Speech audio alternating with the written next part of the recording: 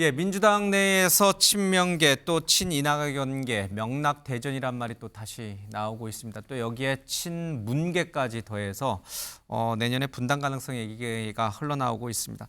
관련된 분들의 얘기를 좀 쭉 들어보도록 하겠습니다. 이재명다운 길을 걷겠다. 이거 어떤 의미라고 보십니까? 그런 공자 말씀 같은 건 별로 그렇게 국민들 마음에 와닿지 않고요. 네. 지금 이재명 대표에 놓여 있는 문제는 자신의 사법적 여러 의혹들을 네네. 어떻게 하면 그에 대한 자신의 입장, 해명은 또 무엇인가를 밝히는 게 더 중요하다고 생각됩니다. 이재명 당대표 취임 100일이라고 하는 게 실제로는 국민들이 생각할 땐 그렇게 느끼지 않을까 싶습니다. 한 게 뭐 있지? 그 측근들 방탄 빼고 한 게 뭐 있지? 그러면 이거를 계속 이 상태로 갔을 때 네. 민주당의 지지도, 민주당의 신뢰를 네. 회복할 수 있겠는가? 저는 이재명 대표 100일을 평가한다면 조금 아쉽기도 하고 이렇게 가면 안 된다. 약속 위반이다. 저는 이런 생각이 들어요.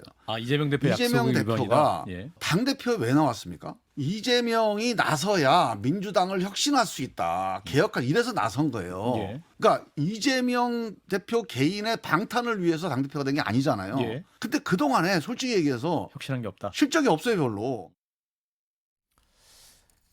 예, 이재명 대표에 대해서 좀 불편한 생각을 갖고 있는 의원들이 이제 본물처럼 본인들의 얘기를 막 쏟아내기 시작을 했고, 사실 오늘 해임 건의안도, 이상민 장관에 대한 해임 건의안도 애초에 이 강성 친명계에서는 바로 탄핵안으로 가자고 했지만 이쪽에 많은 의원들이 동조하지 않은 것인지, 그래서 해임 건의안으로 한 단계 낮춘 것인지 여러 가지 이제 해석이 나옵니다. 실제로 지금 당내에서 이재명 대표에 대해서 불만의 목소리가 의원들 사이에서 폭발하고 있습니까? 저는 폭발하는지는 모르겠습니다만 당연히 우려는 있겠죠. 왜냐하면 사법 리스크라고 하는 부분과 관련해서 여러 가지 진술들이 나오기 때문에 거기에 대한 우려는 있을 거라 예. 생각이 드는데 이게 예를 들면 무슨 70도다, 100도다 이런 식의 얘기는 좀 과장된 표현이라 생각이 드는 것이고요. 저는 오히려 그랬어요. 왜 안 나오지 이런 얘기들이 나올 때가 됐는데 이재명 리더십을 흔들는 그러니까 얘기들. 이분들은 그런 말씀을 예. 항상 해오셨어요. 그러니까 이번에만 이런 일이 벌어진 게 아니라 과거에도 마찬가지입니다만 소위 공천권 문제나 당권 예. 문제와 관련해서 자기가 공천권에 배제될 수 있거나 아니면 지금에 있는 현 지도 예. 체제를 조금이라도 중간에 방향을 흐트러 놓지 않게 되면 예. 본인 정치에 문제가 있을 때마다 공천권을 내려놔라. 아니면 당대표직을 그만둬라. 다 아시겠습니다만 박영선 전 장관 같은 경우는 문재인 당시 당대표기 2015년도에 당대표 그만두라라는 얘기를 했었었고, 또 안철수 의원이 과거에 있었을 것 예. 같은 경우도 마찬가지로 안철수계하고 그다음에 김한길 의원, 그다음에 소위 호남 중진들 같은 경우도 공천권 내려놓는 얘기 했었어요. 그러니까 지금의 얘기는 사법 리스크에 대한 상황이라기보다는 사법 리스크라고 하는 어떤 공간들을 빌려서 본인들의 정치적 룸을 만들어 내려고 하는 하나의 전형적인 방식들이 지금 작동하고 있다는 생각이 들기 때문에 알겠습니다. 전 좀 시간이 지나면 정치적인 방법도 좀 발전해야 되는 거 아니에요? 제가 볼 때는 예. 너무나 유사한 방법을 사용하고 있다는 생각이 들어서 저는 적어도 예를 들면 태블릿 PC 같은 명쾌한 증거가 나온다고 얘기한다면 당연히 이재명 당대표는 이 부분에 대해서 당내 대국민 설명을 분명히 해야겠죠. 아직은 예. 진술 대 진술의 싸움들이 벌어지고 있는 상황인데 그걸 빙자로 해서 당대표를 그만두라거나 아니면 예. 분당을 얘기하거나 전 이건 제가 볼 때는 자기의 정치적 입지를 위한 전형적인 방식이라는 생각이 듭니다. 내후년 총선을 앞두고 공천권을 확보하기 위한 늘 우리가 봐왔던 당대표 흔들기에 불과하다. 그 이상도 그 이하도 아니다. 분당 가능성은 없다. 정말 그 옆에서 보시기에도 그래요. 정말 그럴까요? 저는 이렇게 생각합니다. 정말 그렇다고 거의 말씀하시니까. 저는 제가 다 잘 알겠죠. 저는 제가 정말 좀 여기에 대해서 제가 말씀드린다면은 저는 딱 두 가지 사례만 말씀드릴게요. 이재명 대표가 취임 100일 기자회견 안 했어요. 근데 취임 100일 기자회견 안 한 건 좋아요. 근데 100일 기자회견 안 하면서 예. 뭐라 했냐면 윤석열 대통령 200일 얘기했어요. 자신의 100일을 얘기하라고 한 건데 남의 200일을 얘기합니다. 그만큼 자신의 얘기할 게 없었다는 거예요. 간단한 얘기잖아요. 취임 100일 기자회견 안 했던 당대표가 없었어요. 예. 문재인 전 대통령께서는 당대표 하실 때 5.18 기념일과 겹치니까 50일로 한 거고요. 자, 이재명 대표가 100일 전에 뭐라 했습니까? 이제는 민주당의 이재명이 아니라 이재명의 민주당으로 만들겠다고 해서 나와서 100일 됐잖아요. 그럼 이재명의 민주당이 어떻게 됐는지를 얘기를 해줬어야죠. 얘기 예. 안 하잖아요. 얘기 안 하면서 했던 게 뭐냐면 그냥 200일 동안 협치가 안 돼서 민주당이 넣었다.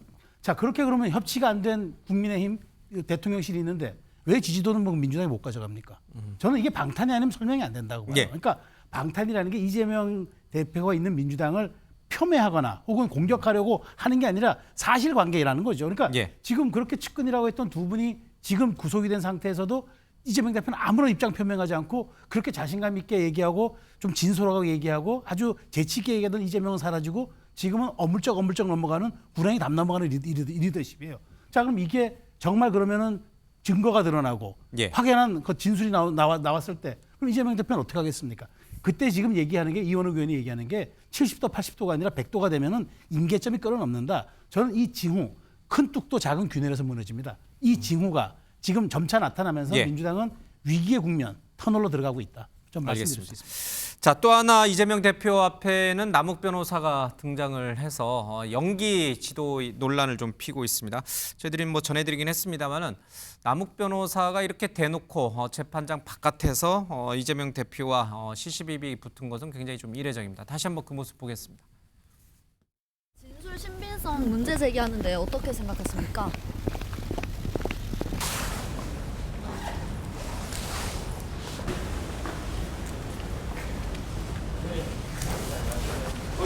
이재명 대표가 뭐 검찰로부터 연기 지도 받았다 막 이런 말씀하셨는데 연기 연출 능력 형편없다 막 이런 식으로 얘기를 했잖아요. 처음으로 언급한 것 같은데.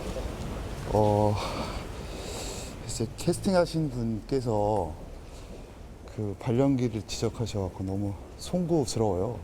근데 이게 이 작품은 이제 영화가 아니고 다큐멘터리라. 캐스팅한 분이 이재명 대표가 캐스팅하신 거예요? 자, 이재명 대표의 리더십이 흔들거리기 때문에 남욱 변호사가 이제 저렇게 맞받아칠 수 있을 정도로 그런 것인가? 어떻게 보세요? 저는 뭐 다 나쁜 사람인 것 같은데 예. 뭐 나쁜 사람이 또 웃고 그러니까 있고 이재명 이래서. 대표가 약간 예. 좀 그 위치가 흔들거리기 때문에 당 대표로서 지금 그러니까 남욱 변호사조차도 남욱 변호사- 저렇게 대놓고 이재명 대표를 공격하는 건가요? 그러니까 남욱 변호사가 제가 볼 때 나쁜 사람인 것 같은데 저 사람이 예. 더 나쁜 사람이 있다고 지목하는 사람이 지금 이재명 대표인 것 같아요. 예. 근데 뭐 증거가 있는지는 잘 모르겠지만 어쨌든 남욱 변호사의 주장은 자기는 그냥 운동장에서 그냥 누가 뛰라고 해서 뛰었을 뿐인데 예. 그리고 운동장 마련한 사람을 잡아가라는 얘기거든요. 그러니까 운동장 마련한 사람이 누구냐는 지금 남욱 변호사의 주장에 따르면은 그것이 바로 성남시 그리고 당시에 성남시의 그 행정을 책임지고 있던 이재명 대표라고 지목을 하는 것 같습니다. 예, 예. 남욱 변호사는. 근데 저 주장이 맞는지는 모르겠으나 지금 검찰의 칼끝도 지금 수사의 칼끝도 결국에는 이재명 대표가 모두 이 그 대장동 개발의 구조를 짜준 것이 아니냐. 예. 그리고 이 천문학적인 부당이익들을 나눠준 그 책임자와 지휘 통솔자가 아니냐 예. 이런 의심을 갖는 것 같은데 어쨌든 남욱 변호사의 말도 제가 볼 때는 아까 제가 나쁘다고 예. 얘기했듯이 모두가 믿을 것은 아닌 것 같고 그러나 검찰이 좀 꼼꼼한 수사를 예. 통해서 증거를 통해서 규명을 했으면 좋겠습니다. 이재명 조국을 친 건 지금 이낙연이다. 이 발언은 왜 했을까? 정말 남욱 변호사는 이관계를 쓴 겁니까? 친명과 친 이낙연 쪽에서. 근데 뭐 남욱 변호사가 정치인도 아닌데 예. 그렇게까지 지금 고도의 이관계를 하겠는가? 쓰겠느냐? 저는 뭐 그것은 좀 이해가 가지 않고요. 예. 사실 지금 남욱 변호사가 화면에 보면 굉장히 여유 있거든요. 맞아요. 아주 행복해 보여요. 근데 사실은 남욱 변호사가 지금 석방된 것은 구속기간 만료로 석방되었지. 저분도 또다시 재판받고, 재판받고 나면 뭐 실형 선고를 받아서 다시 예. 수감될 가능성도 많거든요. 그런데 아마 자기가 보기에는 이제 이 사건 자체에서 자기는 엑스트라 정도인데 주범이 자기를 엑스트라를 데리고 완전 주범으로 취급하면서 혐의를 뒤집어 씌운다. 막 그런 입장에서 계속 이야기하고 있거든요. 예.